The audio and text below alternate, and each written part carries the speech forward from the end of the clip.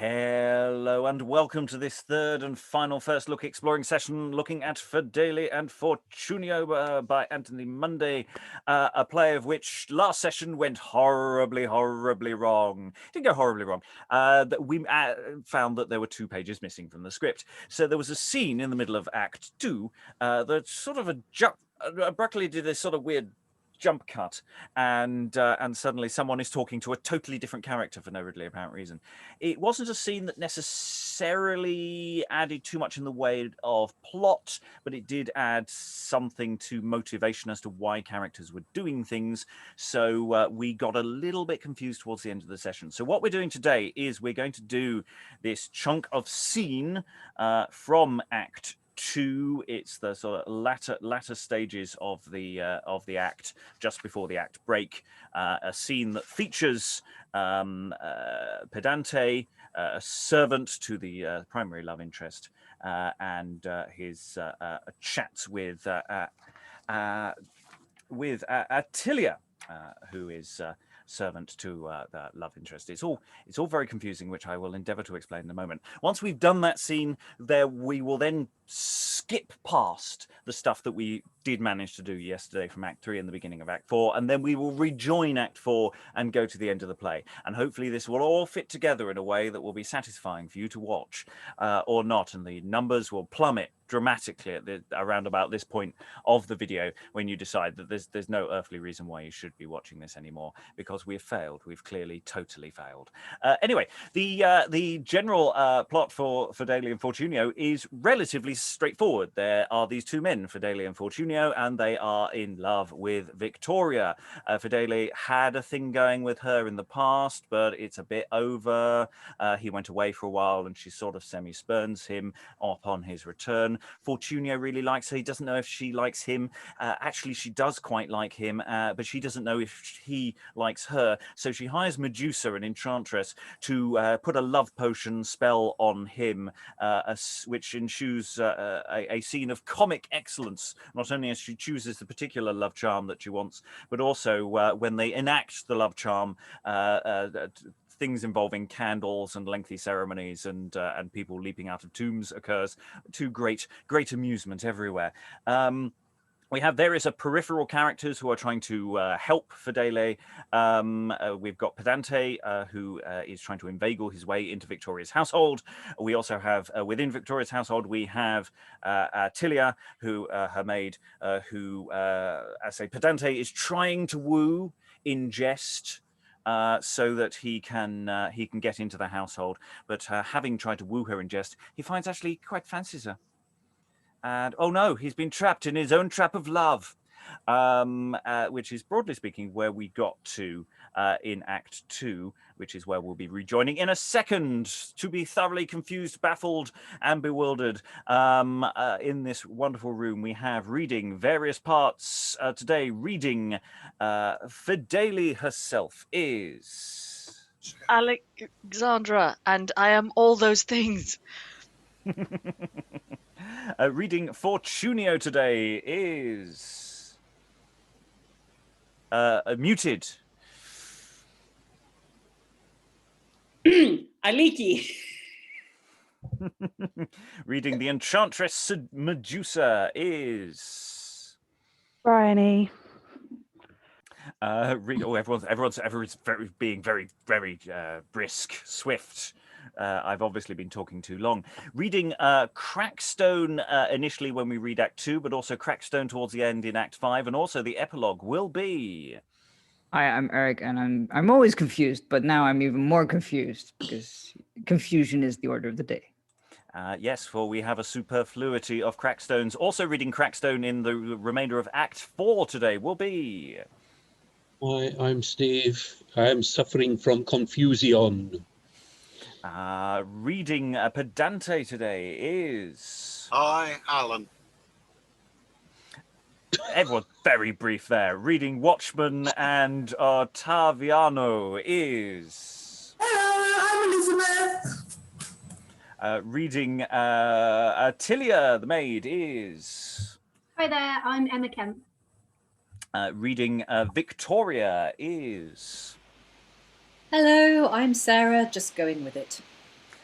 Reading Sbirri today is... Hi, Dan. I'm fully convinced unironically in Monday's work, so stick with it, I say. And reading Pamphila today is... Hi, I'm Valentina.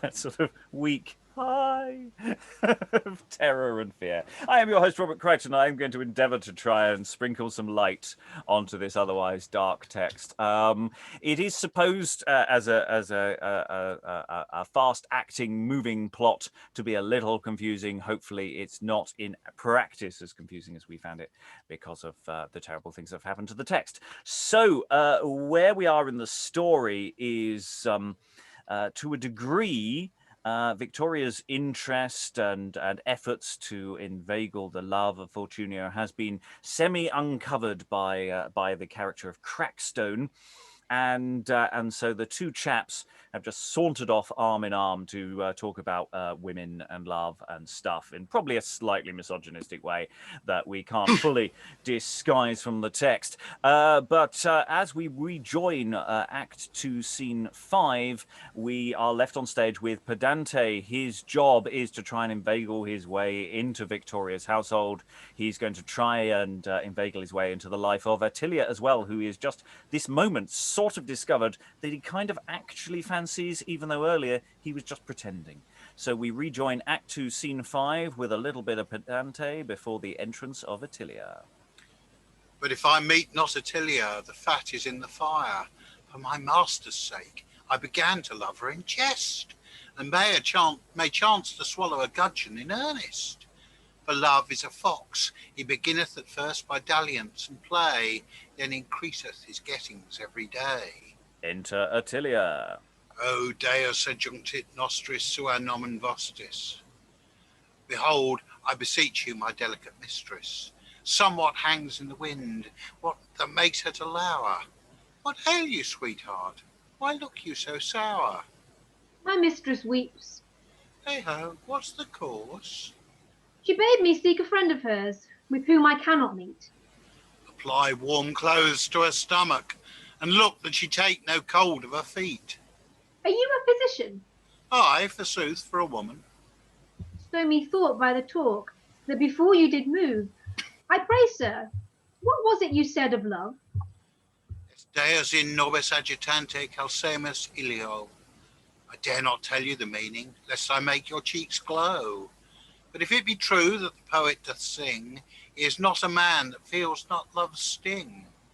I will be in love as soon as I can, because I would have everybody count me a man. I heard a tale of Florio, not scarce 3 or 4 days past, and Biancofiore, whose sweet love was honey to my taste. Is love so delicious? It is, I assure ye. Then I am in love.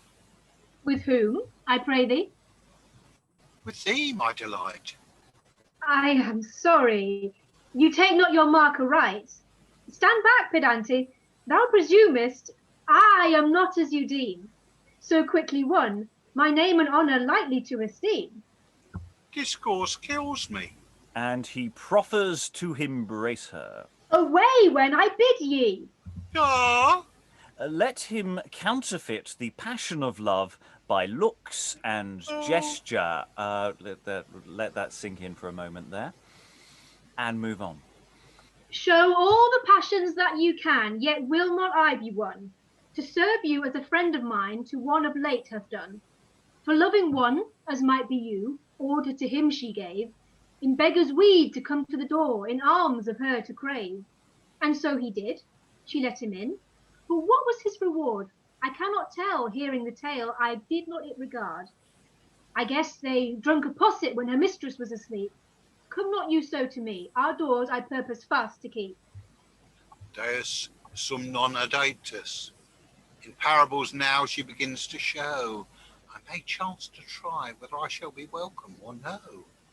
Farewell, Mistress Attilia. I am too proud myself unto bedding to frame. So continue, lest at last you repent the same. Now he is gone. Crackstone the captain I must find, and to bring him to my mistress straight to understand her mind. Long hath he sued to be her slave, Now must he show the same, and set himself against Fedele to remove her shame. Enter Crackstone. Good luck, he comes. Hey, look for no more Latin now my gown is gone. My learning with my reparal goes off and on. I would I could meet with Master Pedantry to know what his master saith to the chauntry. I believe it is as heavy as lead to regest, and therefore, while time serves me to take the same, I were best. Now will I to win Mistress Victoria take some pain, while she is quite out of favour with them twain. Yonder is her maid, I'll salute her by and by. Mistress Alice Tittle Tattle, well met of mine honesty. How doth your mistress? Well as she may, and very desirous to speak with you today. What would she? I know not. Do you speak as you think? I have no cause, sir, from the truth to think. I have no cause, sir, from the truth to injury, that regardeth no more my service and bravery.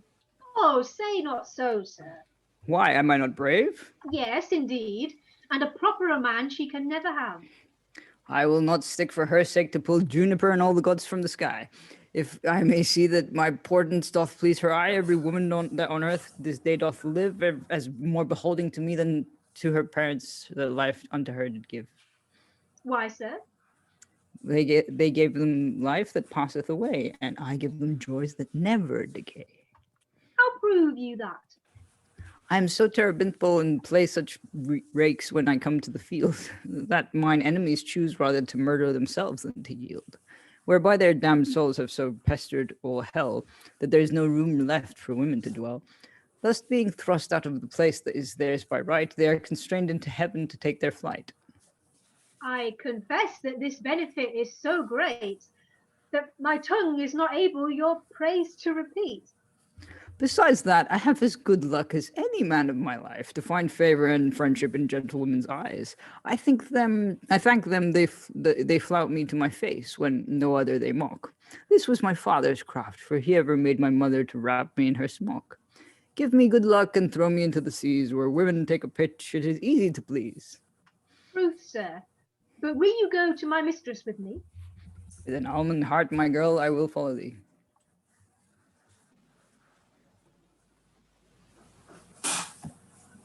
And lo, thus ends Act 2 with all the material in place. So there is a little bit of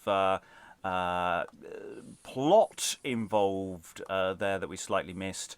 There's sort of an extension of the idea that Victoria is really not currently very keen on Fedele and might want to use Crackstone to do something about him. It's not very. It was semi-expressed earlier. It's given a little more expression here, but mostly we're getting people doing some witty stuff.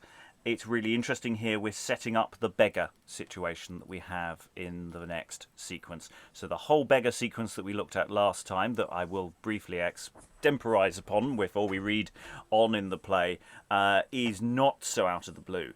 There is a possibility that in Pedante's mind, there is an active invitation going on here. And it's a really interesting question as to who's leading who up the garden path.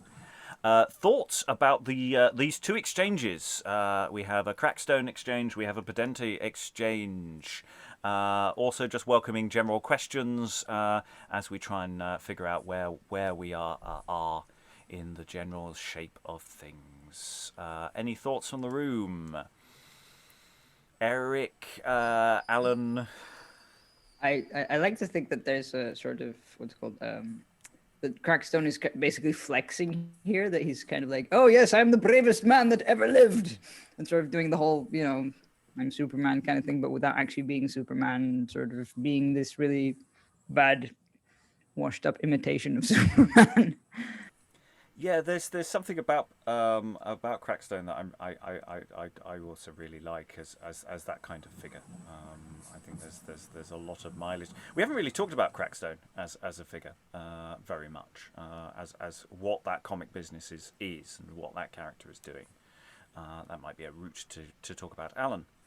Yeah, the problem I have is whenever I get faced with stuff in Latin, French, Italian, or any non-English language.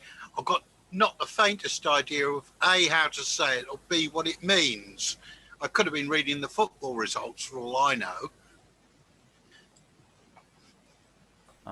Other thoughts? Yes, because there is a lot of Latin. There's a lot of quotation. Pedante is constantly quoting things. Dan? First thing is that this really does clear up, I think, the begging. I mean, obviously it does. It makes a lot more sense now what's going on. The second thing is that, for me at least, is that I really heard the rhythms today going at a cracking pace. I thought it was flowing very nicely for both Pedante, for Attilia, and for not for both, for all three characters there.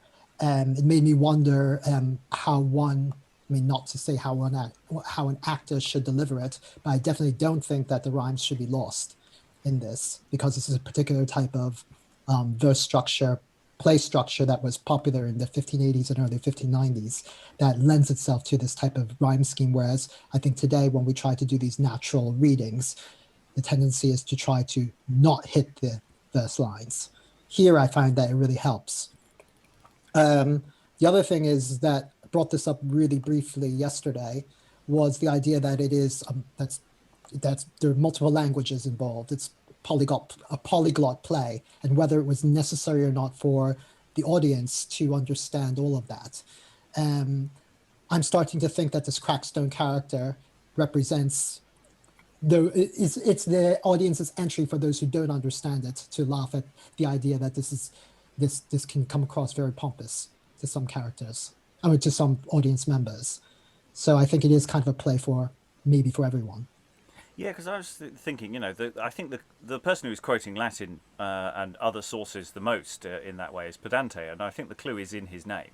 This is someone who is wearing his learning not lightly at all. I mean, it's and there does seem to be that Crackstone is doing a lot of work, as Dan said there, in terms of mocking some of that. So it's both of those characters, precisely how they should be played and how they should be pitched, really interests me. Whereas everybody else might be more straightforwardly in a romantic comedy. I do wonder about their precisely how they're functioning. Aliki.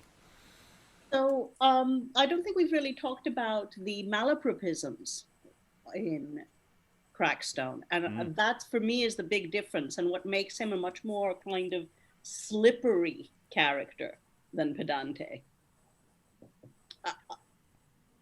Yeah, so much of that humor, like to what extent is he making fun of himself? To what extent is he making fun of other people? To what extent does he not even know that what he's saying is incorrect? Because to me it feels playful. But yeah, I mean, I think it's a relatively open question, actually. We need to dig into it. We really haven't talked about Crackstone enough, but there is going to be a lot more Crackstone evidence coming up, actually, and much more integrated Crackstone evidence coming up, he said, I think. Eric? Well, also that thing of, like in this bit where, the interaction with Attilia, he sort of goes, yeah, I'm brave. So, and, Attilia goes, oh, say not, sir, why am I not brave? Yes, indeed. And you can't tell if, well, basically from the text alone, you can't tell if she's kidding or sort of, making fun of him or just humoring him and sort of, or actually being serious, as in, yes, and a proper man she could never have. And it's like, yeah, right. Excellent. Any additional thoughts before we briefly précis and go back to where we reached last time? Okay, so after this scene, we go into Act 3. Act 3 is actually mostly about introducing the other principal love interest, Virginia, who's been mentioned so far, and hasn't really featured. There are two households now being presented side by side: Virginia's house and Victoria's house. And Pedante, as we've heard here, or had hinted here, now decides to take up this whole being a beggar idea, and is going to turn up and try and beg along the street and get himself into the household of Victoria, so that he can come out later when Fedele and Fortunio are standing outside, and make it look as though, and he'll say some words, and it will give the impression that he's been sleeping with Victoria, and the Victoria is potentially unfaithful to Fortunio. So it's all about Fedele. This plot is about Fedele trying to split Fortunio from affection towards Victoria. So that has been done. In the all that business has occurred. Mostly the setup of the begging is in Act 3. The first few scenes of Act 4 have Fedele Fortunio watching as Pedante exits, and then Fortunio goes marching up to Victoria and is just a total arse. I think that's the technical term. He just utterly lays into Victoria in really quite unpleasant ways, and he, in a fit of pique, pulls together a cunning plan involving Virginia, rather, the other V. We have two V's, we have two F's. So we're going to begin our reading now. We're going to pick up the last few lines of Act 4, Scene 3 to just give us that hint of what Fortunio is like during that long speech, before we return to the action with Act 4, Scene 4 and the entrance of Medusa and other business. Hopefully you're now with us and we can move forward in a sedate and controlled fashion. Act 4, Scene 3, Victoria, Attilia have exited. Fortunio has vented for a bit to himself and continues thusly. Yet, before revenge my fury take, I'll offer service to Virginia, lest every dame hereafter me forsake, when it is known how I used Victoria. Good luck. Medusa here methinks I see, a cunning broker, very fit for me. Act 4, Scene 4, enter Medusa with a peddler's basket under her arm to Fortunio. My toil so great, reward so small, that every man doth give, hath made me weary of my trade, uncertain how to live. Well met, Medusa. Whither goest thou with thy pack so late? I was abroad to sell my wares at every lady's gate, but being overtaken thus by night, I hie me home, till fortune send a better market, for the world is done. What hast thou sold? Nothing but words. What hast thou got? Nothing but wind. That market thou mightst well have kept, and yet have left thy pack behind.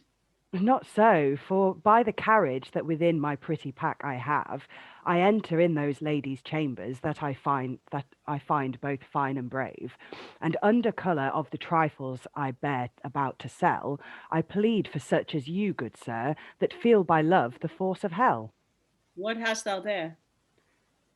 Callas gorgets, here's powders to make a ball, Valentia gloves and Venice rolls to rub the teeth withal, laces, purses, rings, busks, wires, and glasses fine, bracelets, perfumes, stilled waters, sops in wine, pins, bodkins, stays, and other kind of stuff.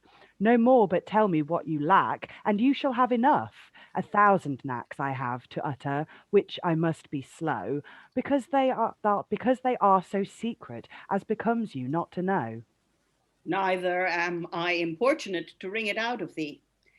Yet must I crave thee now to show thyself a friend to me. Wherein? Even in the love that I to fair Virginia bear. I doubt it is too hard a task. She loves Fedele so, that she by no means can be won, Fedele to forego. Yet do thy best to move my suit? The best I can and will, and ransack every corner of my wits to show my skill, and either it must be done by craft or magic, which you please. By craft or magic, which you list, so I may purchase ease. Sir, first by deceit I'll try how I can bring the same about. If shifts do fail, enchanted herbs shall put you out of doubt. I will unto her lodging straight, and stay your coming there, within an hour or half to follow, see you do not fear. I'll tell her that I mean to bring Fedele to her bed, when lights are out and sleep is crept into her father's head. When you are in and half unbraced, a tumult I will make, and call her father up, you in her chamber there to take. You know age will suspect the worst, and when he sees you so, will force you then to marry her, whether she will or no. Besides, when that the bruit here of is blown in every place, Fedele and all other suitors will forsake the chase. Lo, thus by subtlety you shall possess the dame you craved, and yet by me, when all is told, her honour shall be saved. This is as well as can be wished. Depart, I pray thee, straight. I go, forget not you to come. And exit Medusa. Enter Fedele with a pedant, and with them 2 watchmen with bills. Upon thee I will wait. See where Fedele comes. Because he shall not be suspected, I will avoid the streets a while. Let nothing me detect. Exit Fortunio. Then is it so, pedant? 'Tis as I tell ye. Attilia told me that her mistress had made a request to Crackstone to sheathe his sword in your breast. Beside, I go, as you know, disguised to the house for another intent. I saw him come there bragging what he would do in the streets as he went. Alas, poor soul, I know he dares scarce look a fly in the face, but seest thou this, I will provide my captain to disgrace. Come on, my friend, go you and set this net at the lane's end, for when he comes, my sword upon this gallant will I bend, and cry aloud, arm, arm, as though our enemies had the wall. He, hearing this, will take his heels, and let his anger fall. We will pursue him so that we will drive him to the net. When he is in, pull you the cords for that same purpose set, and make him fast. Then will we lead him hampered in the same, with mirth and glee about the town, to put him to the shame. Go set it up. Ah, sirrah, I perceive we shall go bat-fowling this night. I would the captain would come, that for this pretty sport I might have a sight. Yes, not a word, for he is at hand. Come, let us both privily in ambush stand. And we'll just pause there at the end of Act 4, Scene 5, where we're about to ambush Crackstone. So yes, Crackstone, who has been semi-engaged to go for Fedele and take him out. Pedante, of course, has heard the news, and they are laying in wait, whereas Fortunio is trying to, not using magic, by and large, to inveigle Virginia. Yeah, it's there's a lot going on. People are doing lots of plots, lots of things, but it's coming on thick and fast. Thoughts before we carry on? Now that we sort of slightly bedded ourselves back into the world of Act 4. Elizabeth. I just wanted to say, I really like the back and forth between Pedante and Fedele. I'm not sure how much time we've had just on those 2 characters, the twosome, in the play, but I really feel like it's an opportunity to explore their kind of like relationship. Yeah, I don't know how much time they've had together. He's working on his behalf a lot, but he doesn't necessarily have that much actual conflab time. I assume they text each other a lot. There's probably a WhatsApp for a group for it, for all the planning they need to do. Other thoughts? It's fine at this stage if you have none, because we've danced around rather a lot. But yeah, Medusa, always nice to see Medusa again. Emma. Medusa's plan is a bit dodgy, isn't it? Oh, you noticed that, yes. That's really harsh. No, I don't like it. Medusa, we get this sort of bit of very old school peddler patter here. It's very, early to mid 16th century. John Hayward would recognise this kind of material very well. And then we get this plan. And yeah, bit dodgy. Thoughts? Briony, then Eric. It's the very last line that really sticks the knife in, I think. We know that she's okay with meddling in affairs and mucking things up for people, but it's the bit where she has the gall to try and say that she's somehow going to save her honour by making her marry Crackstone. That's brilliant. Yes, that's the nature of the trick, is that the obligation by being caught in that situation is that the marriage is the only way out. Yeah. Eric?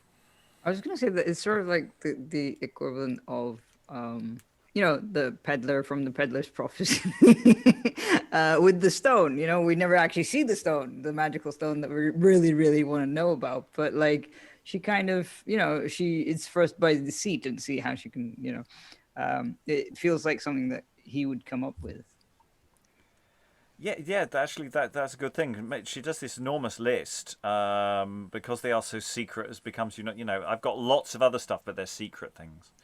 I've got the stuff that obviously here. I was liking earlier, Alexandra, your sort of your interpretive dance sort of reactions. I'm liking that. I think we should have more of a visual reaction base to this, where we should add gestures. For those who don't want to elaborate extended thoughts. It's a really clear expression of opinion, isn't it? I mean, yes. that's just, I've told you everything. Yeah, and we were practicing that very much a lot last night when we were finishing Patient Griselle. So, shall we move on? Let's move on, because we're mid-flow, mid-action. So there's some Watchmen, there's a net, Fedele and Pedante, but here we have the entrance of Crackstone number 2 of our Captain Crackstone sandwich. So in Act 4, Scene 6, enter Captain Crackstone, armed like a champion. Now shall my valorosity appear unto all, how I can kill men and serve a woman at her call. My greatest grief is that in doing this feat, I am sure my honor will not be so great as when I gave a charger to my foes in the open field, or put cities into sacks and made thousands to yield. To bring Fedele to the counter is but to fight with a fly. There is neither praise, pride, nor providence in the victory. Therefore, take heed, Crackstone, what you do.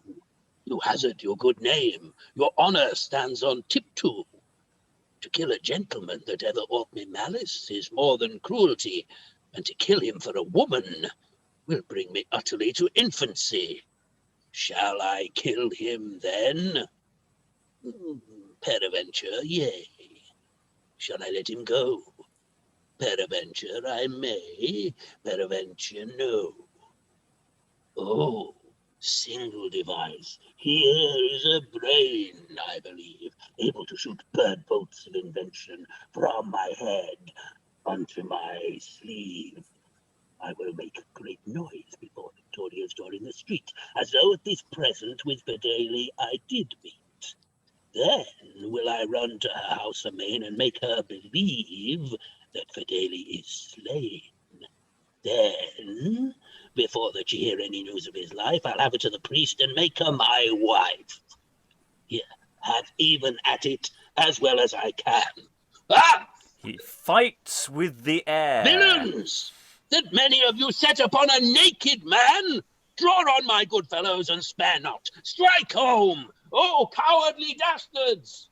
So soon you be gone? Kill, kill, kill! Down with Crackstone! Give me a bill! Follow!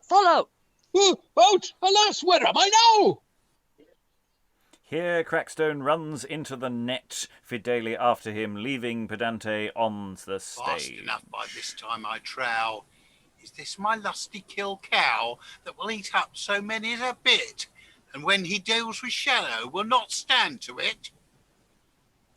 Enter Fedele and 2 or 3 other leading Crackstone in the net, singing. In theory, this could be everybody singing. It could be in unison. We've given it to Fedele here. You don't need to sing. Be still, my mates that keep the gates when every watch is set. Your luck is not, your friends have caught your captain in a net. Hey ho, Crackstone, a noddy, a noddy, a noddy. We have hey ho, Crackstone, lusty and brave. Now soldiers all forsake the wall, your foes have got the town. Manhood is fled, God Mars is dead, your captain is a clown. Hey ho, Crackstone, a noddy, a noddy, a noddy. We have hey ho, Crackstone, lusty and brave. And out of the window pops Victoria. Attila, come hither straight. Some stir is in the street. Methinks I hear the noise of men, and trampling of their feet. Ah, sir, you meant to kill me, you, to please Victoria, but now I trust to make of thee a poor Crackstone, if I may. If that victorious prince of battle god March Beer had not been asleep, I had made you every one into corners to creep. Ah, 'tis the fortune of war. Luck runs not ever to one side. Therefore I am content the prickatory to abide. I am not strong Sampier to break out of your hands, but that some little hungry mouse would gnaw us under my bands. I would give you such a frisado or a canoisado, take which you please. I should be small to your comfort and little to your ease. Oh, what this captain would do if he were out of his skin! Till his courage be cooler, I pray you hold him in. Mistress, I cannot tell what is best to be said. Once more I perceive you are betrayed. I see that Fedele and his friends have your champion beset, and now, both to his shame and yours, he's caught in a net. Art thou sure that it is so? Have an eye to the end. Now let us show him to Victoria, his dearest friend. Oh, and here they bring him singing unto Victoria's window. Then let him be led through every street in the town, that every crack rope may throw rotten eggs at the clown. Oh, Victoria, if you be awake, rise and look out, I pray. The hunt is up, and fools be fledged before the perfect day. Shrink in, and I'm assuming this is Victoria, shrink in and look out again. Who calls? Fedele, see the champion whom you set to murder me. This deed throughout the city shortly shall dishonour thee. Out! I defy him. What sayest thou, Attilia? He is a knave. I deny him. Thou art a drab and a queen. If my name be Crackstone, you say, I was requested to this both by thee and Victoria. Mistress, and me, goodman coward. Do you know what? Take that, sir. Your face was not washed yesterday. And empty a chamber pot on his head. A rope on all whores. Will you drink any ale? I think she'd crown me with a pottle of stale. The drink was ill brewed, might have been spared. The very grains of malt sticks fast to my beard. You will tell me more anon when every maid in this town hath emptied her alms box on the top of your crown. Alas, good Master Fedele, as you are a gentleman, no farther let me go. I shall be choked with this dole if you handle me so. Consider, I am a man, subject to the same pressing iron of the mind the other men are, for the love of a woman, overwhelmed with care. I confess I am as you are, flesh and blood, and loved Victoria so well that I could have been content for her sake to have gone quick to hell. Therefore, forgive me, And if I take not your part and be revenged upon her before I do rest, set the gunshot of tyranny to the bulwarks of my breast.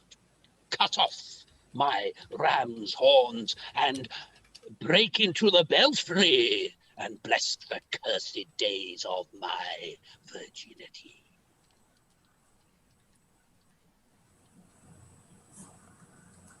He rolls in his rhetoric as an ape in his tail. Wind and tide at commandment, he flies with full sail. So that thou seek all means thou canst Victoria to deface, and blaze her in each company, and strike her in disgrace, I let thee go. Let him out of the net. Unhood me, I pray. I'm as weary of my carriage as a dog of his day. Slack the cords there, my masters, give him seagram in haste. Close air is not wholesome for gallants to taste. Now, I begin to feel my heart by little and little rise out of my hose. Yet the scent of this water is still in my nose. I think I am the perplexionablest man that lives at this day. For I would fain be revenged of Victoria, and I know not which way. Follow my counsel and be ruled by me. Then shalt thou see, Captain, what I'll do for thee. I'll teach thee a way to cry quittance with her before it be long, and make her recant her chattering window with another song. Gramercy pediculus, thou art the comfortablest fellow that ever I did see. I think thou wast born under some merry planet in the time of diversity. Now, sith Victoria's name is like for ever to be lost, further revenge I will not seek, as I to her did boast. Because that as myself unjustly served Virginia, so am I now justly requited by Victoria. Therefore, pedant, go and pardon of Virginia crave, and tell her that I will be hers. That's it she would have, but I beseech you, sir, tarry till the day be light. I am loath to go stumbling in the streets this night. And then till the morning let it rest. But early see thou rise, and do my message in the meekest sort thou canst devise.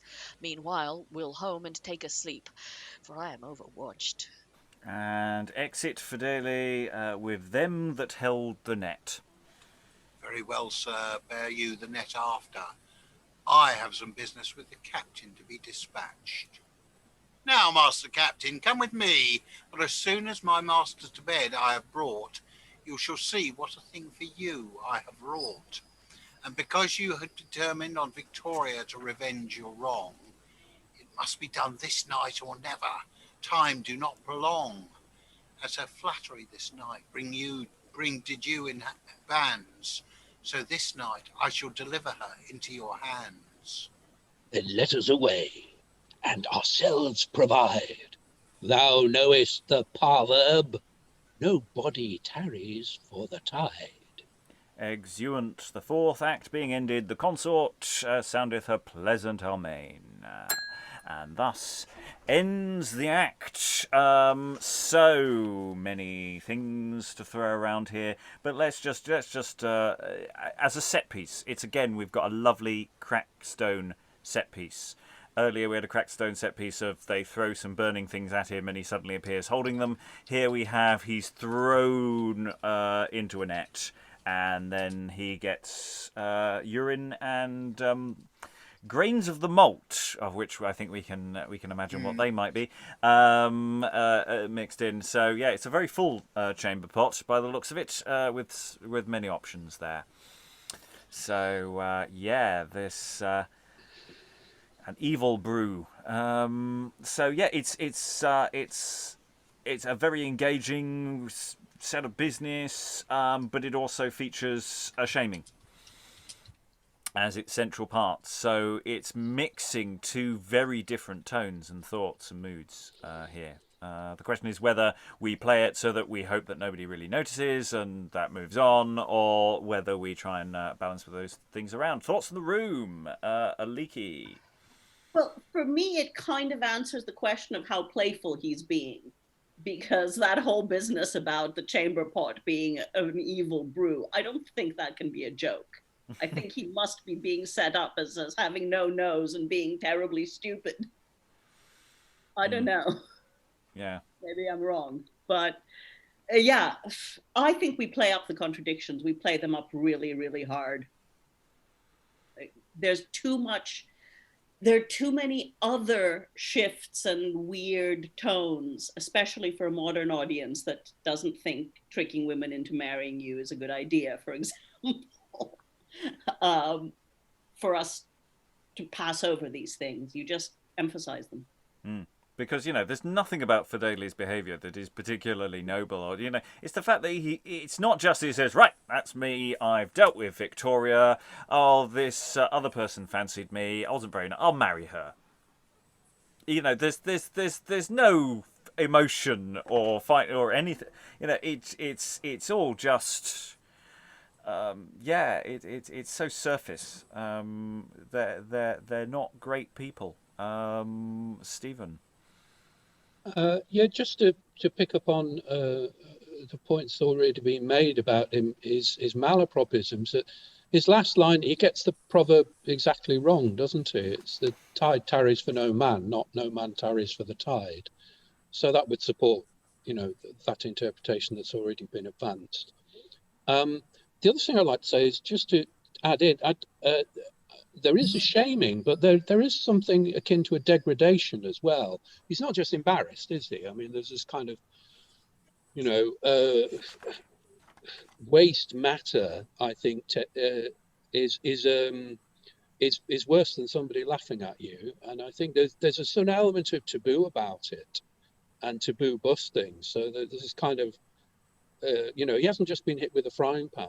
There's something kind of a bit deeper going on.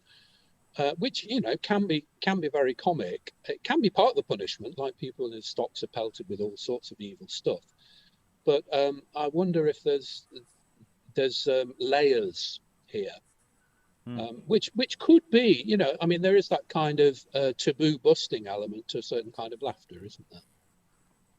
Well, when I was talking about the shaming element, I was talking about Victoria. Okay, right. And to a degree, no, Crackstone's anybody clearly can do terrible things to him, and it's fine because the nature of the comedy business, I think, allows that. But I think those thoughts are, that there are other elements there as well.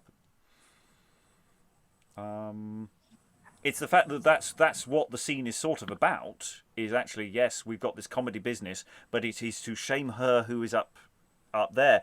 And there's very little dialogue referring to that, but that's, primarily what the scene is actually about. And that raises all sorts of interesting questions about this juxtaposition of extreme, it's really good comedy business. So, you're catching this Gloriosus type figure as he's appearing at the beginning of the scene in a net, and then you drop things on him, and it's all in relatively good part because it doesn't seem to do him any meaningful harm. But yeah, it's what's happening above. Sarah.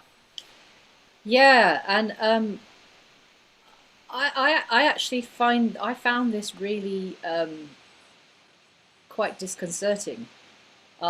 Because there is so much like broad comedy going on, but the underlying motivation of the main characters is really, really dark.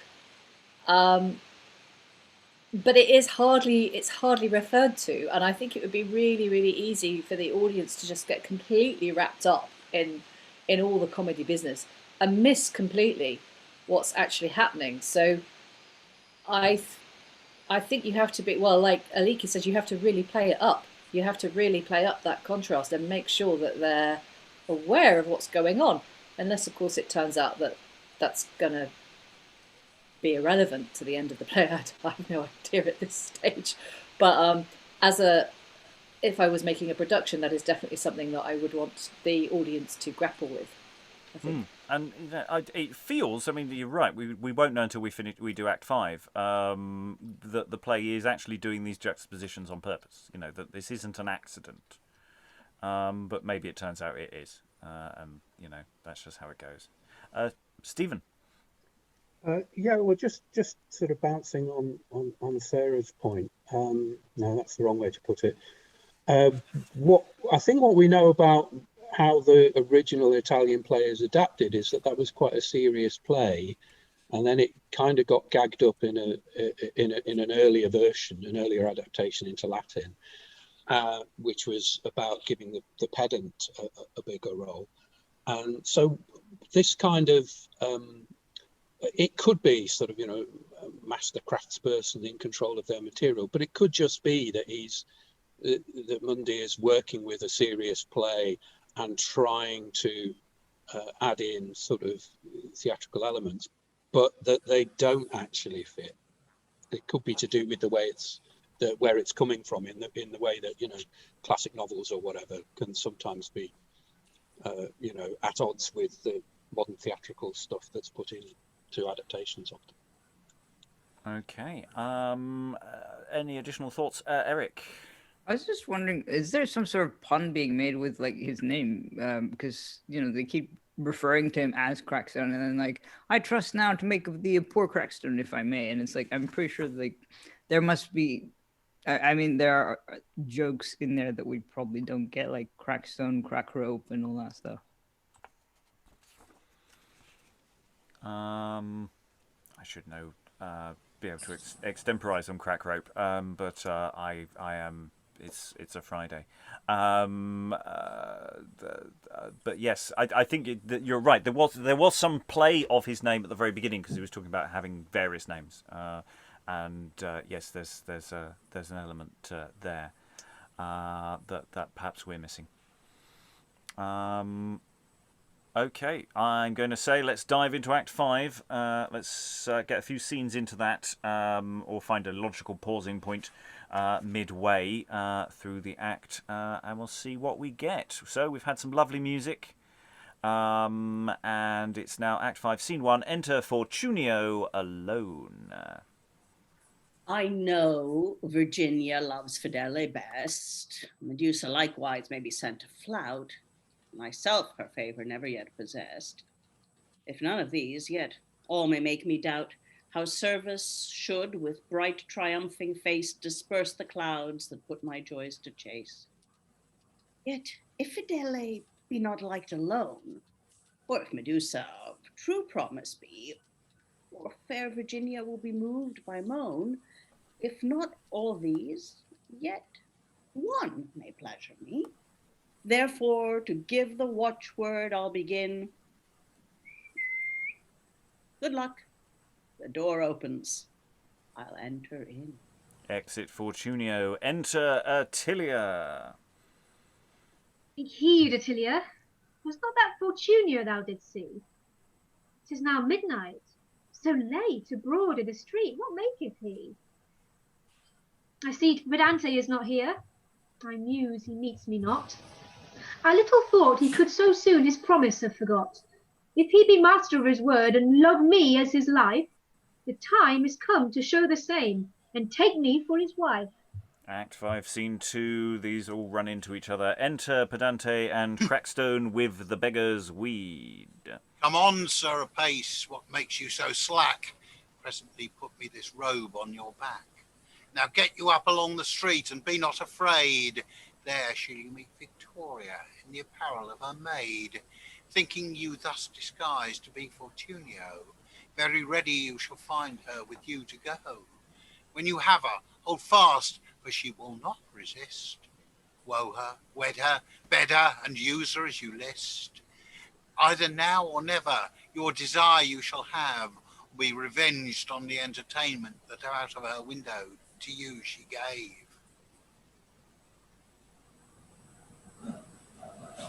See the force of love, how it is able for a need to shroud a brave mind in a base kind of weed. Master Pediculus or Pedantonia, I'm not very prospecting your name. If this gear fall out, I shall be bound while I live to thank you for the same. I would not be he that should so courageous a captain and a valiant gentleman deceive. Therefore try me and trust me, for this time I purpose to take my leave. Very well, little pastry. And exit Pedante, leaving Crackstone. This is our second Crackstone, or in fact our first Crackstone. This regeneration is going interestingly. Continues.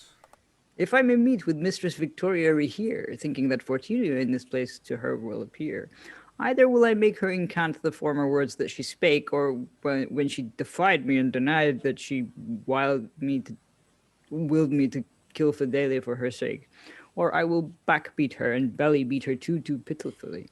You know love is a fire, and they say fire and water hath no mercy. But first I will speak her fair, because to be plain, commonly fair fools make words and persuasions to be vain. Alas, how long in the street shall I for my Pedante stay?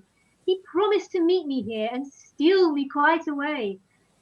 Somebody in the street I hear, I trust the same as he, and so I do persuade me by the beggar's weeds I see. I'll believe Pediculus again another day, for yonder in Alice Tittletattle's parable the mistress doth say. Oh, that I had some of Pediculus' school butter to make me a lip salve, could but wet my tongue in his inkhorn, for women will hark when we speak brave.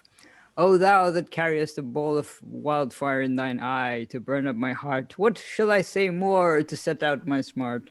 The time will not suffer to show my prosperity, therefore I commit you to the gods for lack of brevity. And here, Act 5, Scene 3, enter Sbirri, the captain of the watch, with some soldiers, and with him Mistress Victoria.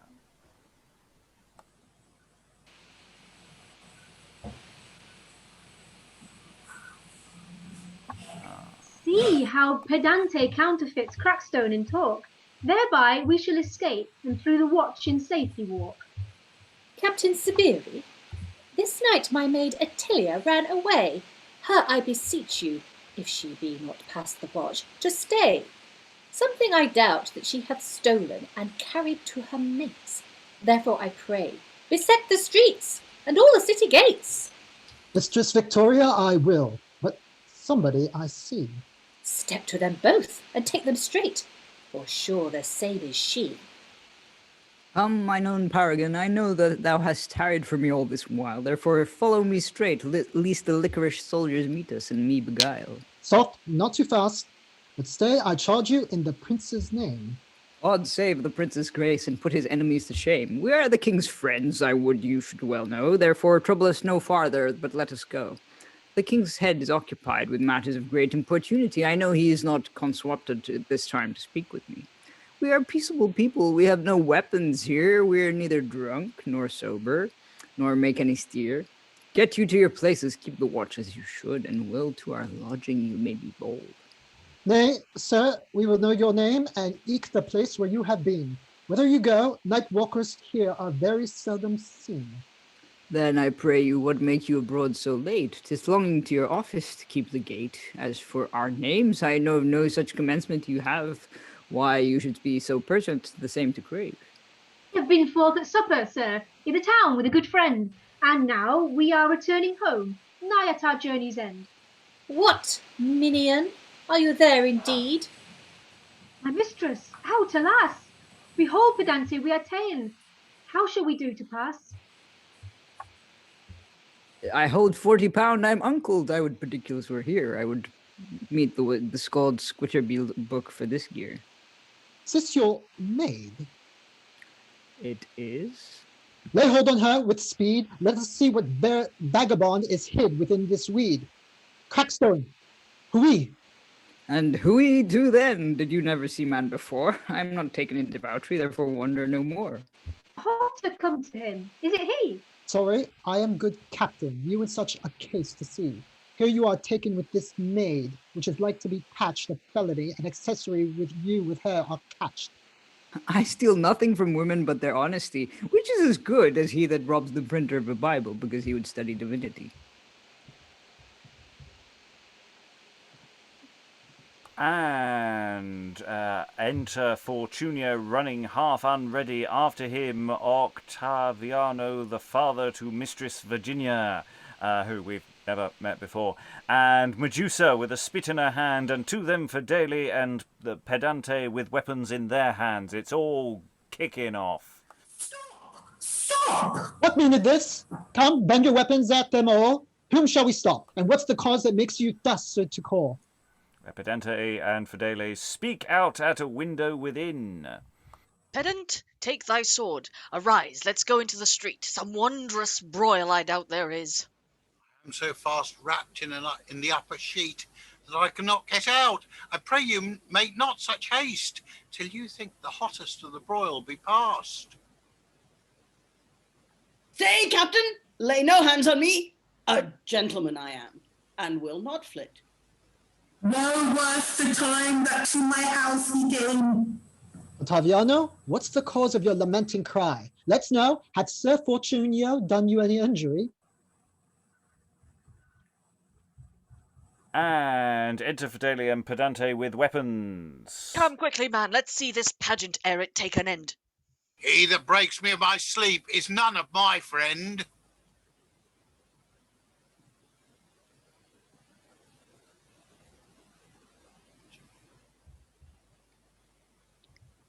Oh, I don't think I've given out of Virginia. Valentina, could you read Virginia, please? Sure, if my line stays up. Wretch that I am, alas, I'm half undone. What strange kind of broil is this that is begun? Is it Fortunio indeed? This is thy treachery, Medusa. Mine? Alas, good sir, you do me injury. I grant that after I had brought my young mistress to bed, feeling the sleep shut up mine eyes and drooping with my head, I laid me down to take my rest, and so with haste forgot to lock the doors about the house, and how it comes, God wot, I cannot tell, but when I fet a nap and woke again, I heard a bustling in the dark, and then I did complain, and cried aloud for you to you for help, whereat immediately this gentleman withdrew himself and forth began to flee. Master? What sayst thou? Your cake is dough. It kills me to think on it, the greater my woe. This is luck, Nidget, with all my heart. I am glad that I have somebody to take my part. But oh, that my hands were at liberality now to strike. I would set my grammar lesson to pike. Ah, Sir Fortunio, use you thus the man that you love best, that loved you best? Take him, this villainy shall not be turned into a jest. Quiet yourself, Ottaviano, sith it is so past. The brute will not be called back so long as life doth last. His punishment makes not your daughter as she was before, but give her unto him to wife, and talk of it no more. His living is as good as yours. Make up the match with speed. Need hath no law. I am content, if they be both agreed. Alas, I never knew the man, he never touched me yet. I love Fedele, and he alone is for Virginia fit. I'll take no wife at second hand. Thanks for your courtesy. Let him that hath possessed your honour wear the same for me. In every tennis court in the world, false play it is found to take up the ball at the second rebound. Virginia, if that you can be content to like of him that loves you in his heart, give me your hand, and if your mind be bent to marry me, I never mean to part. My life and living, more you cannot crave, remaineth yours. Do now but ask and have. I thank you, sir, in that it pleaseth you to use me so. My promise was nigh granted to Fedele long ago. But he hath now forsaken you. Virginia, you are free. Assure yourself your marriage never shall be stayed by me. Then, if you love, I will be yours. Shall I have your goodwill? You have. I love you, then, and mean to love you still. Now, man and wife, Ottaviano, hearken unto me. Although this gallant in Virginia's chamber you did see, yet is her honour as it was unspotted by the same, and kept by me, which ever had regard unto her name. Fortunio made his moan and said he loved Virginia best. Virginia, for Fedele's sake, could never take her rest. His mind was on Victoria, Virginia light esteemed.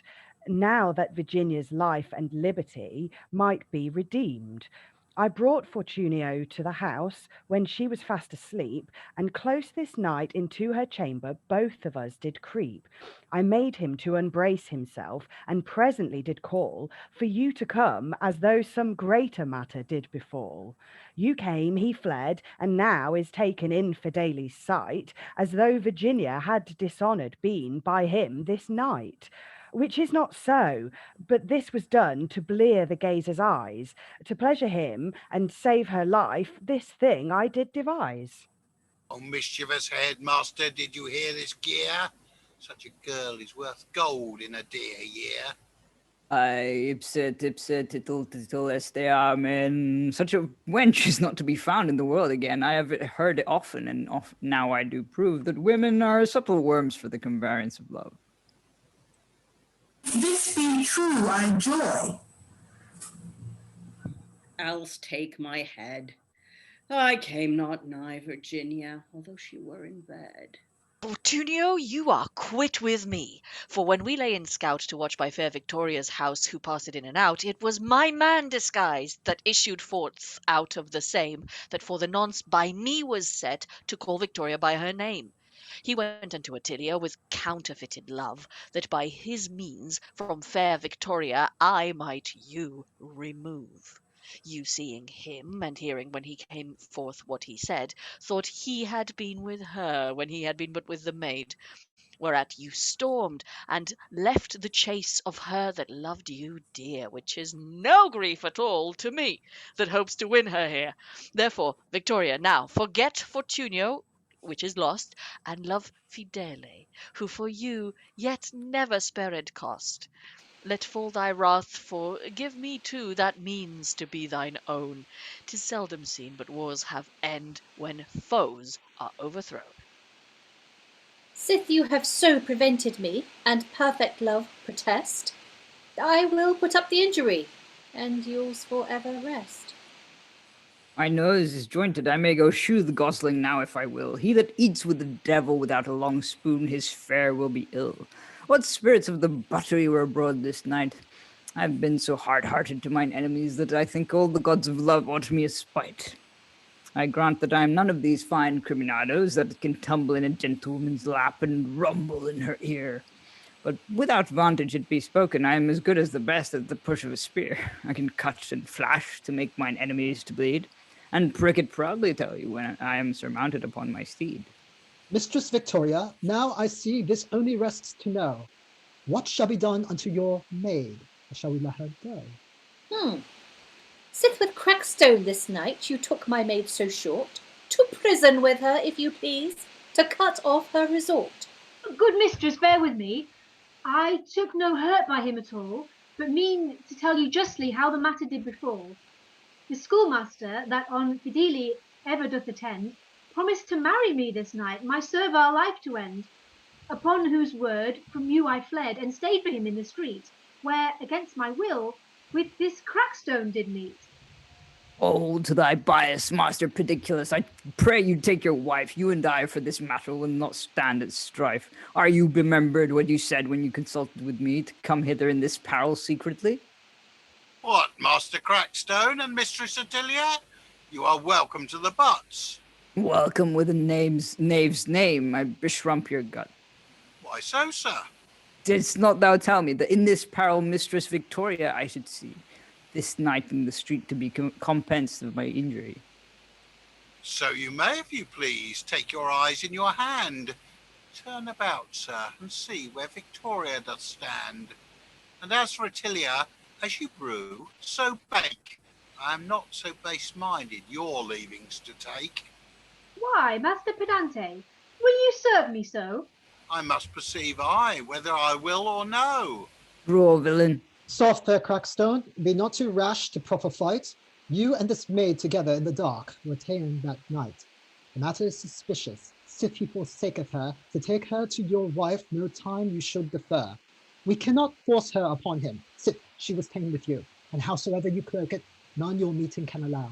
Well, sith there is no remorse of conscience to be found, how sayst thou, Alice Tittle-Tattle, art thou content by love to be bound, forever and ever to be my wife, to disobey me and dishonor me all the days of my life? I am. Then give me thy hand. Thou shalt neither take any right nor do any wrong. We will have a litter of young captains ere long. Fedele, sith that by Medusa's subtle sleight you have obtained Victoria, whom before all creatures you did crave, please her with recompense, and then your love shall most appear. Look, what she did was done for Sir Fortunio, not for me. Yet sith she chanced to pleasure me, she shall receive a fee. I give her to my schoolmaster. Like unto like, and learning to skill. I pray thee speak. Will thou have me? Yea, sir, if you will. I do not think that thou canst be in love with my looks, and all the riches I have consists in my books. Therefore I pray thee to tell me, Medusa, canst thou be contented with Lily, Linacre, and Cornucopia? I will be contented whatsoever it be, if I may find you contented with me. Give me thy hand, I'll set up a great grammar school by and by. We shall thrive well enough if it will tumble in roundly. I'll teach boys the Latin tongue to write and to read, and thou, little wenches, their needle and thread. We'll be as merry as crickets, and love out of measure. Oh, love, I can tell you, is an excellent treasure. But now, good master, this request by the way, I beseech you let us all be married upon one day, and let him be made master of the cockpit in Lent, that hath the first child ere the year be spent. The fifth act being done, let the consort sound a cheerful galliard, and every one taking hands together depart singing. And Valentina will read the epilogue at the court. Lest long delay your highness might offend, our writer here thought good his pen to slay, desiring pardon if he did offend in shooting wide, short, or any way, and for ourselves like courtesy we crave, if that his arrows we misplaced have. End of play. Okay. Quite a lot to unpack there. I'm just going to stick to small things. There's some really interesting usage of sporting terms. We've got bowls, we've got archery, we've got tennis, we've got all these nice things in there. There are some really nice little exchanges. I like Crackstone's vows to his potential wife there.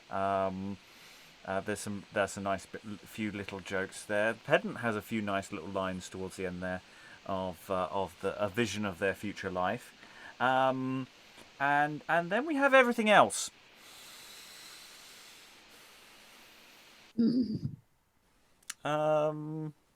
Where it's like the play needs to end, so you, and they all live miserably ever after. It's just. The line Fortunio, I love you then and mean to love you still. Because we had a conversation agreeing that that's how it's going to be. And then at the end, it's just like, yeah, let's, you need to get married as well. You can, Medusa, yeah, you can marry. What? So, yeah. Thoughts from the room. Who wants to go first? I don't know where to start. I know. So everybody's paired off, somewhat unhappily, and again, I think that's an interesting kind of staging thing. How uncomfortable you can make the audience with that ending, because it's a very uncomfortable ending, and you need to make it both clear and kind of ick. And it's barely clear. Yeah, I think so. I don't know who said in the chat, but Medusa sort of comes on to do some last minute exposition, just to explain what's been going on, and it's just everyone goes, yeah.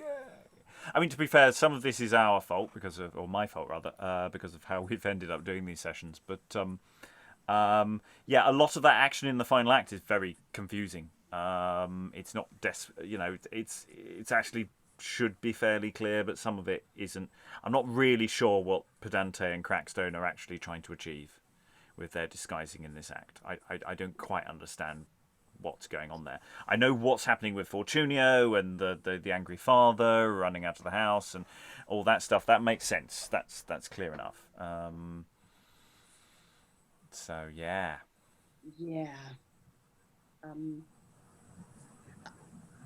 going to have to go early, so I'm just going to say I really love the stage directions, and I think we need a special mention for the delights of the stage directions of this play, because I don't know what to do with the plot, to be honest. It's it has to be said. I think it's actually, despite our confusion here, I think it's actually an incredibly well plotted play for the most part. It's a little untidier at the end. We have this sort of Deus Ex captain of the watch, who's there to just sort of very authoritarianly and under no real meaningful authority whatsoever, sort of get everyone to hive themselves off against each other.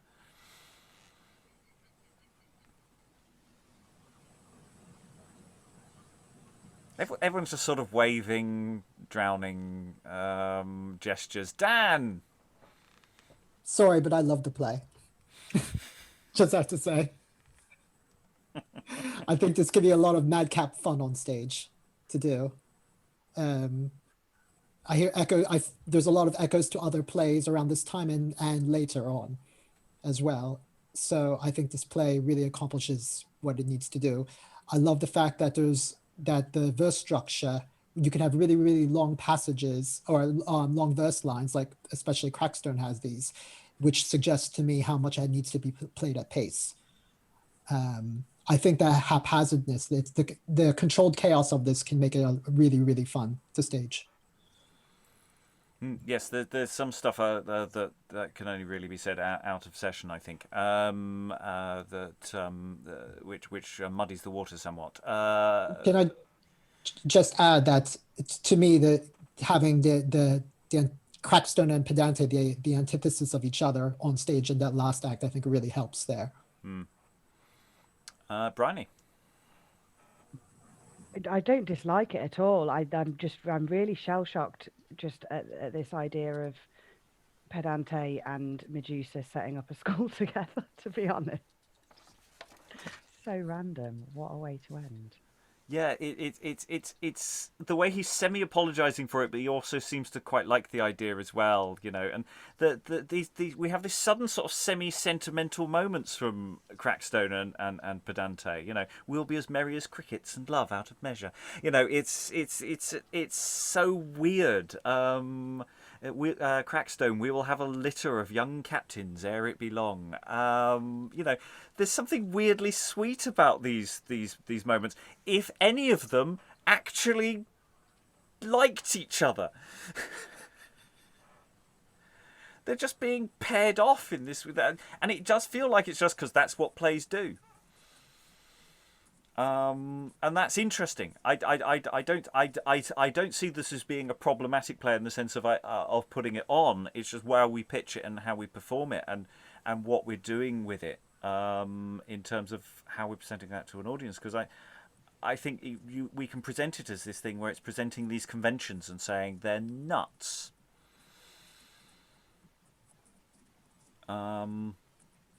And I think that's actually achieved within the rest of the comedy. That actually worked quite well. Eric? Well, I think it is sort of that thing of, you know, we were invested in the plot when we finally figured out what was going on, and then it just stops, which is kind of like what Common Conditions did, except this is much more sort of trying to resolve itself, whereas Common Conditions just went, stop! We can't do this anymore! We don't have any more time! And that's it. That's all, folks. Kind of ending, whereas this is actually trying to resolve the plot kind of thing. Yeah. Yes. Other thoughts?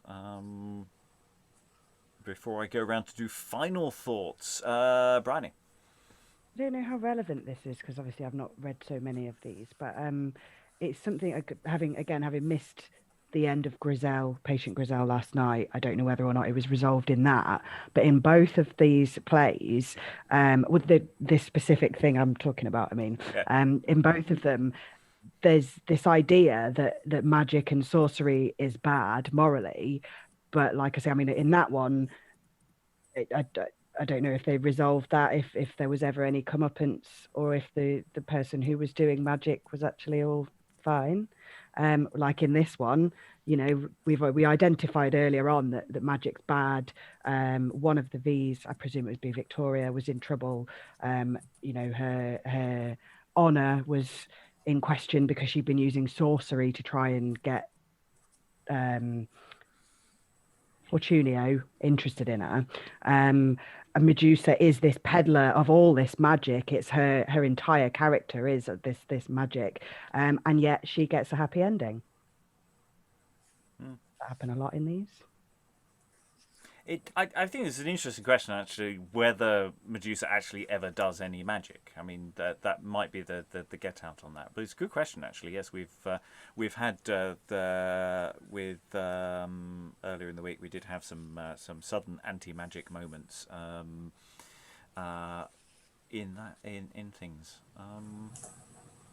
Yeah, I mean, it's a really fascinating play. I mean, it's got some great lines, it's got some great set pieces, it's lively, but all of the men are horrible, or at least the two central men. I mean, they don't seem to have any motivation or reason for doing anything that they're doing. You know, they say they're in love, but they're clearly not in love with anyone, really. Why are they marrying these people? Why are they doing anything? And it's a really interesting question.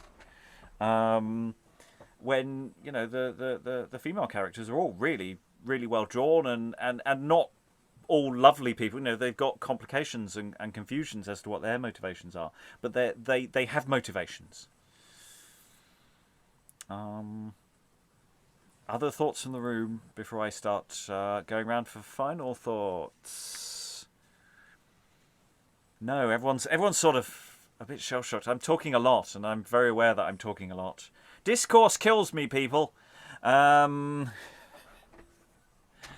to hear a little bit more from Dan, because Dan said he really liked the play, and I think I got a little bit lost in it. So I just wanted to know a bit more from Dan about what he liked about the play. I feel like I shouldn't sell the play on everyone else, though. I mean, if you all read it, so if you didn't like it, you didn't like it. Plain and simple. For me, I just really feel like it's basically what Rob was saying there, that the men we don't really get what the men are doing, but the women are really well drawn out. I feel that this is, to back up there, clearly making fun of Pedante, clearly laying crackpot comments on everyone else. This to me is pure satire. And I think if it's played as such, not taking itself so seriously, it's clearly not taking itself too seriously here. This could be a lot of fun and actually send much more of a strong message than some of the other plays that do take themselves a bit too seriously. If everybody is basically moralizing to you what you should do and who you should marry and how is the moral way to act. This to me does that a lot better because it's a satire. If I'm reading it correctly or if I'm listening to it correctly. Thank you for that, Dan. Yeah, absolutely. Sarah? I certainly, when we started reading this, was expecting it, looking forward to it being a satire, like a big, robust, colourful, cynical satire. That's certainly the way it started off, and I agree with Dan, that would be the way to play it, probably, as a modern production, a very cynical satire with lots of physical business that the audience will just enjoy for its own sake.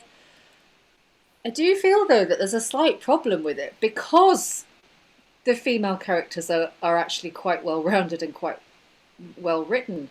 Like, if they were also big, bold, colourful, vicious, venal, satirical characters, and they're all ending up married off to each other, that would actually be really good fun.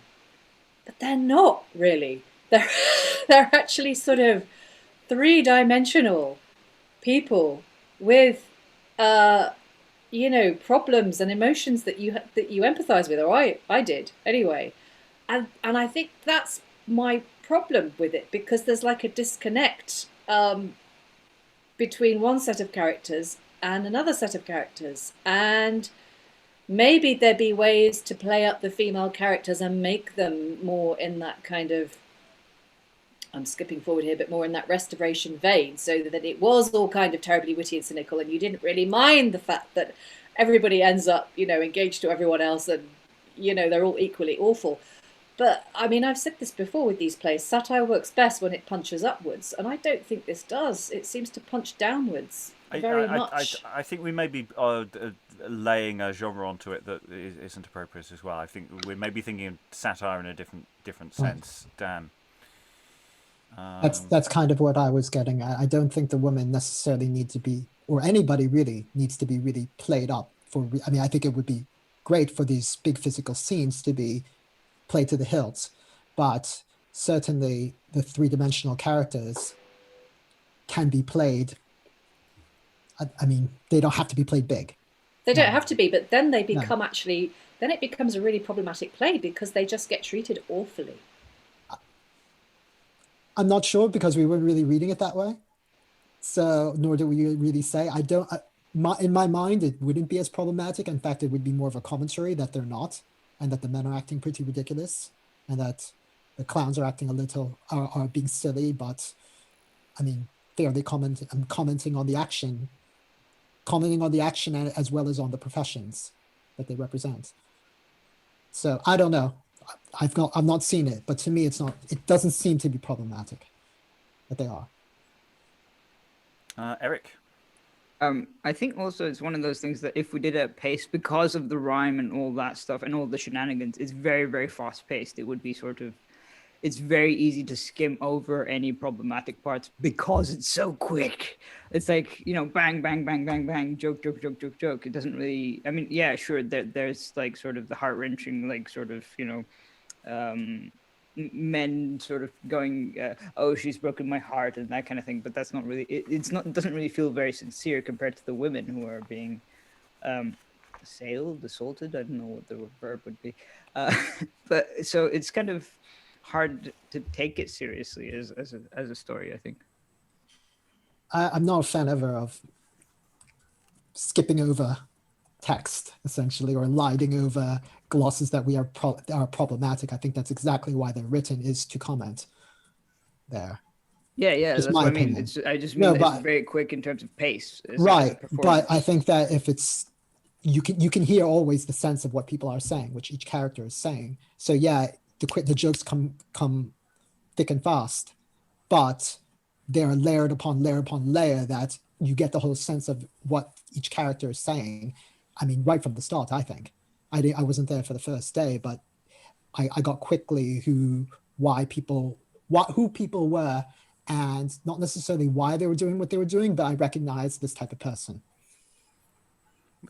There's also a question of harm done as well. Is any of this material, apart from the fact that everyone ends up marrying randomly, and not very desperately nice people, is anyone apart from Crackstone undergoing any kind of meaningful trauma within this thing? I mean, it could be a commentary on the society that we are watching, but is the play triggering in various ways? I'm not stating that as an opinion. I'm just asking the question to see what comes out, and see if there are other thoughts or other thoughts generally. I should start going around the room and picking off any additional thoughts from people. But by all means, you don't have to give a final thought. By the way, I'm trying to emphasise this thing that if you'd rather just move on, then that is allowed. Don't force me to extract comment from you, like it's some sort of terrible torture. But I mean, it potentially is. Alexandra, do you have any thoughts, having leapt in and had this sort of Dadaist impression of scenes thrown at you? Yeah, so what I'm getting out of it is that it feels because I haven't had the chance that you guys have had to be with these characters for a while and perhaps establish an empathy or a relationship in some manner. Everything feels very inconsequential to me, even though these are very major changes that are happening in these people's lives. As to they love this person, but they're going to change and love this other person, and so on.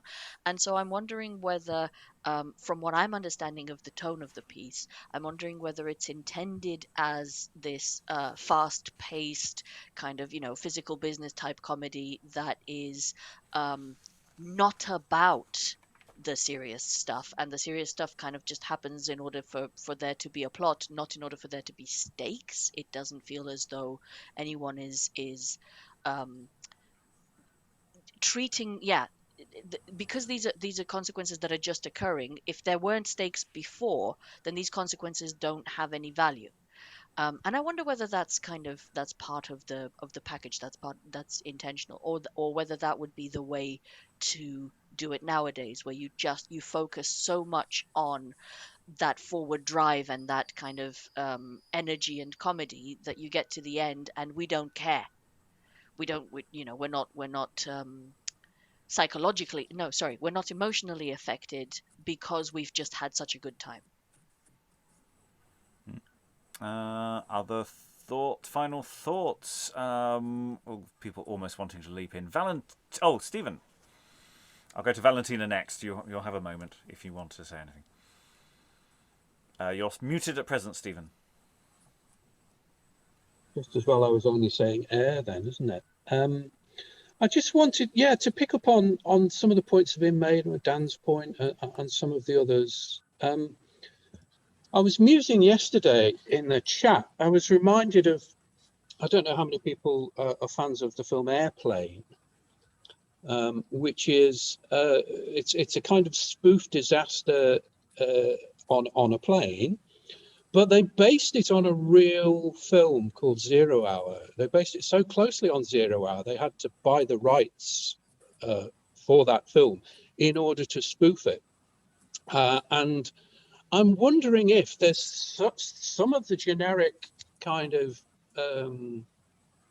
nature of this that is difficult for us to catch, is that effectively it might be doing an Airplane. In other words, the basic genre is going to be extremely familiar to any kind of educated English person, or for all I know, any sort of Western European. This kind, the base play, which is kind of classical roots and 16th century Italian roots.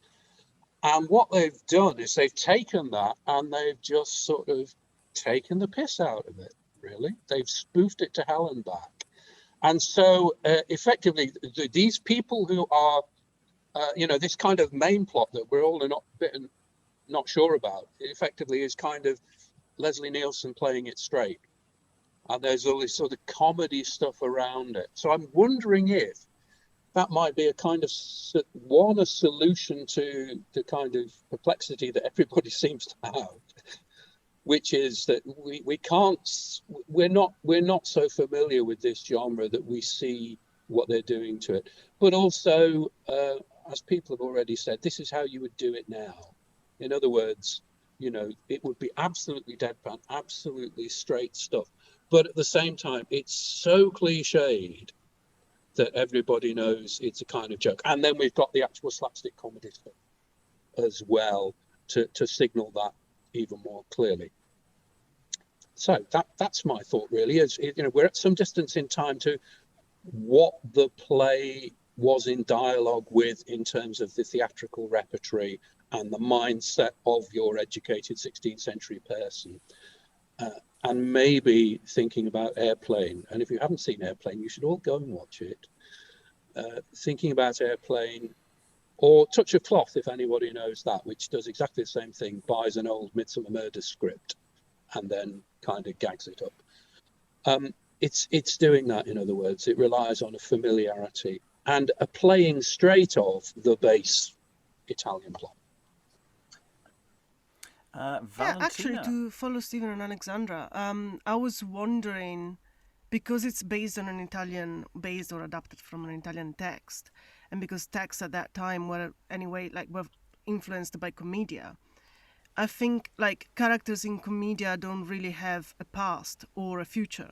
You only see what happens to them at that moment, and that takes away from like the audience from being worried about the consequences on these characters, or like if they get harmed or anything like that. So you wouldn't have had that kind of worry in that style. So it might be like something that passes on, and that like obviously we now get a bit like puzzled by it. Like you get a bit more worried about like the character, what her future might be or their future might be, and all that. And also I think there's something about, like, I've not read the Italian text, which I'm now gonna go and research and read, but in Italy, because we had women, I don't know if at that time, but certainly of course, women playing and women writing as well. Italian, like the Italian female characters tend to be a little bit more rounded, which I don't know, it's interesting to me. It's like I have a big sense of deja vu with this play, because I might have seen it before or read it before.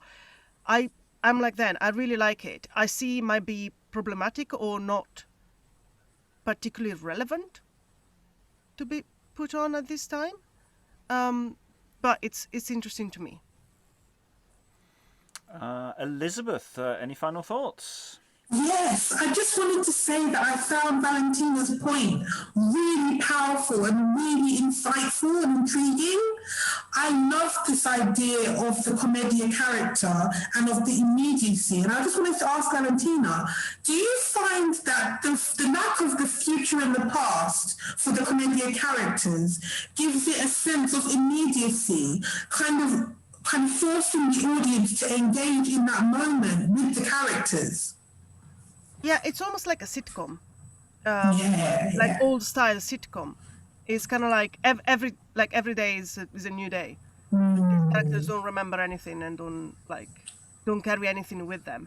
And I think like from an audience, like obviously it's not really done anymore, but from an audience point of view, it kind of like it takes you away from being worried about like the characters on stage as well as the actors on stage. It just gives you freedom to just enjoy and laugh at things that you wouldn't normally laugh at. Yes, the next week they're all unmarried again, and none of this ever happened and will never be referred to again. Yes.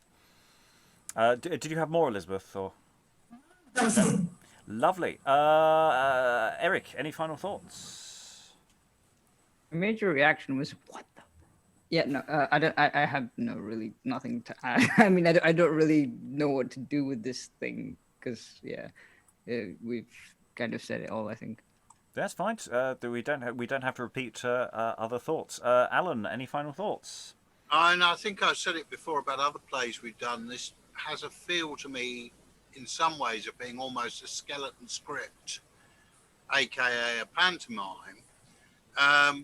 Just enough material there to hold together 3 or 4 comic set pieces, and the hope that the audience will just ignore or be so distracted that they won't actually be looking for any underlying logic.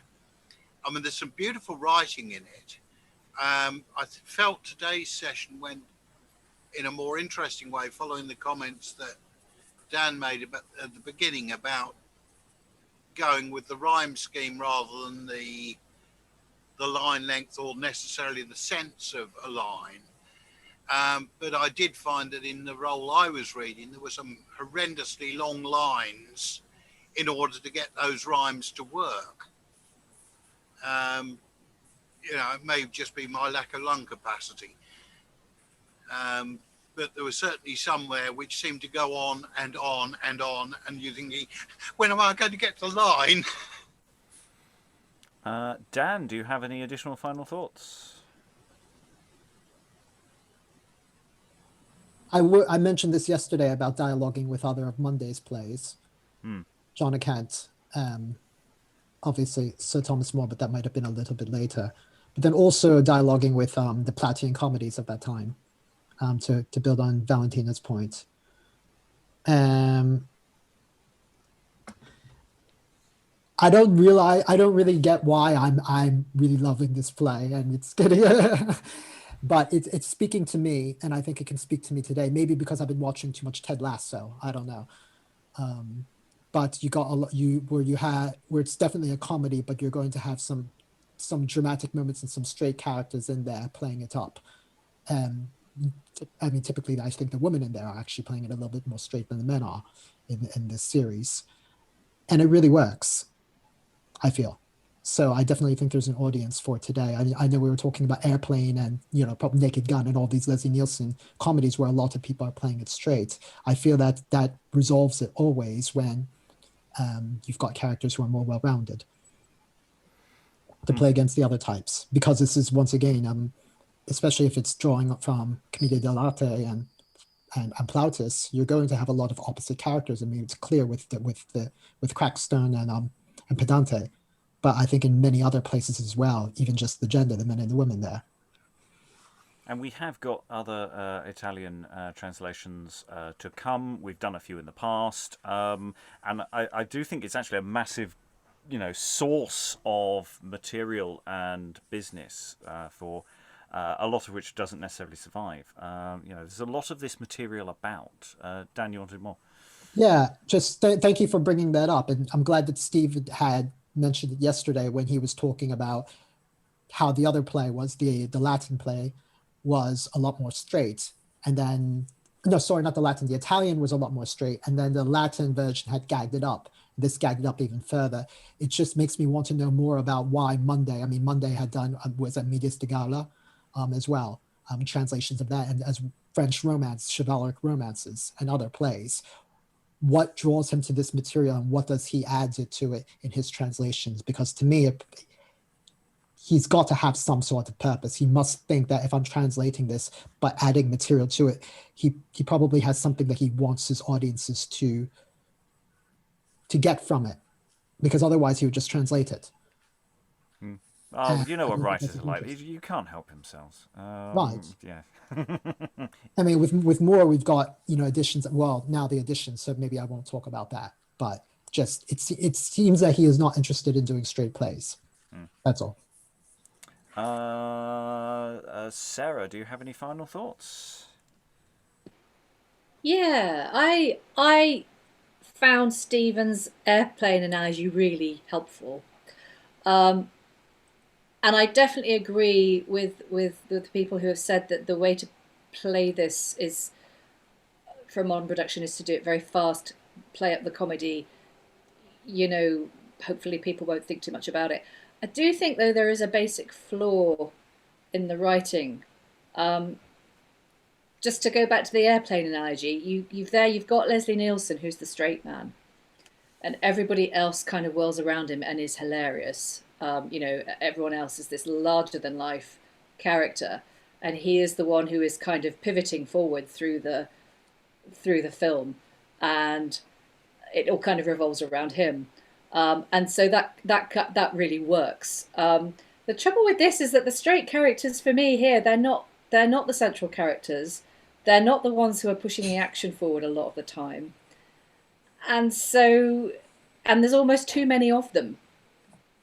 So I really do think that the way to make this work would be to actually heighten everybody to a certain degree, and just play it as an all-out satirical farce. It does kind of. It reminds me of a devising exercise I once did in the rehearsal room, where all the actors were having a really, really good time. They were all having a fantastic time. We were improvising a scene, and they already were very firmly established in their characters, and they were all playing quite big, colourful characters, and they just absolutely went for it, and they had a fantastic time. And one of them said to me, "Oh, you could write this into a show." And I'm like, "Yeah, no, I couldn't, because you were having a really great time on stage. I could see that you were all having a really, really good time, but I don't know that the audience would necessarily watching you. Like, this was a really great exercise for you guys, but I think for an audience it would be slightly self-indulgent. I don't know. You'd have to be very careful with this play. I feel that every single part, from an acting perspective, every single character is a joy to play. There is not a dead part in this play. Any actor in any role could just have an absolutely fantastic time. But whether that would actually translate to a really good audience experience, I really don't know. It would depend on the audience, each audience member, I guess. It's usually because structurally it's a very well structured piece. I mean, for all our confusions aside, it's very tight.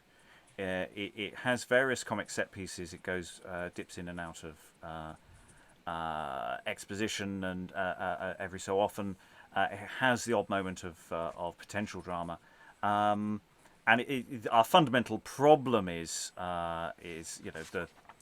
the way it resolves and its issues with the female characters in terms of expectations of the society. But as a play, if we stepped away and said, and stepped away from those, I think as it's very structurally well put together.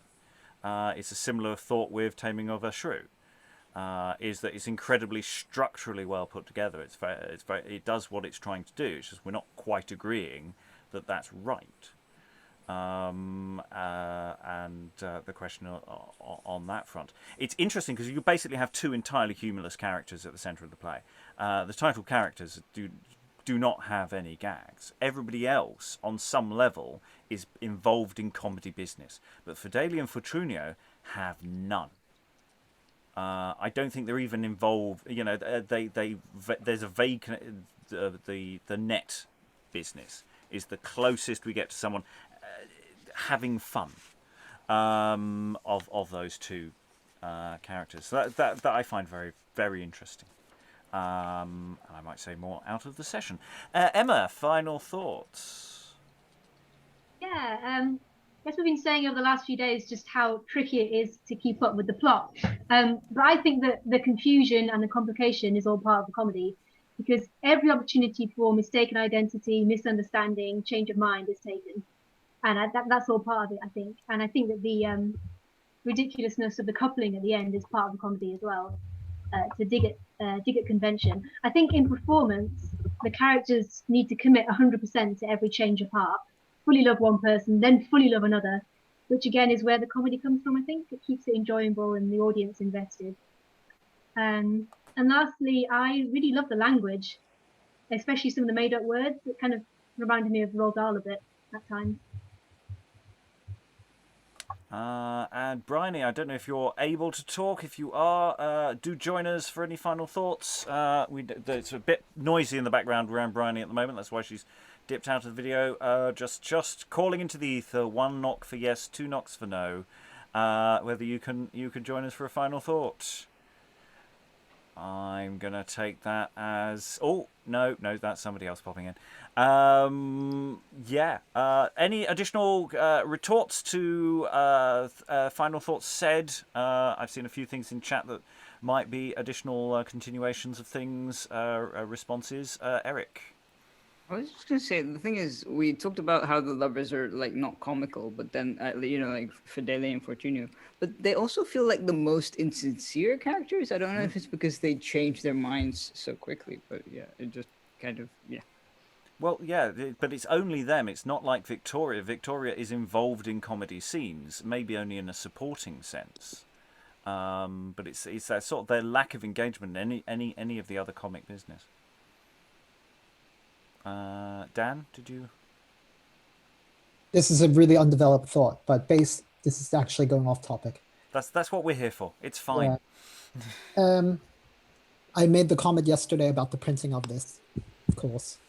And yeah, we've got an epilogue here. An epilogue these are detachable. The theory is that these are detachable. They wouldn't necessarily be part of the manuscript, but for whatever reason we have this. We don't have many printings of this. There's, I think, 1/4 of this from 1585. And my theory was that this is based on a Munday manuscript, and other people have done studies on Munday spelling, a lot of double O's, for example, when you look at John of Kent and John of Cumber, as well as Book of Sir Thomas More, which are both Munday holographs. So whoever the compositor was on this, at least for part of this printing, was following fairly judiciously what Munday had written, or at least what his spelling was, whereas other compositors may not necessarily do the same. And it made me think that the stage directions are also from Munday because they're highly descriptive. It's not necessarily what a scribe or bookkeeper would do for it. One other thing I'll note is I was noticing that sometimes the punctuation at the end of some lines ended with commas when the verse line was supposed to be picked up by the next person there, which leads me even further to believe that they were aware of what they were writing. They were following probably pretty well what they were doing. You didn't have some hack scribes or hack printers involved in here. So who knows how this was received, because if this is a play that was being put on a court or was a presentation script, it could have been changed, whatever, I don't know what. But this looks to me maybe a first go at it, just something to think about.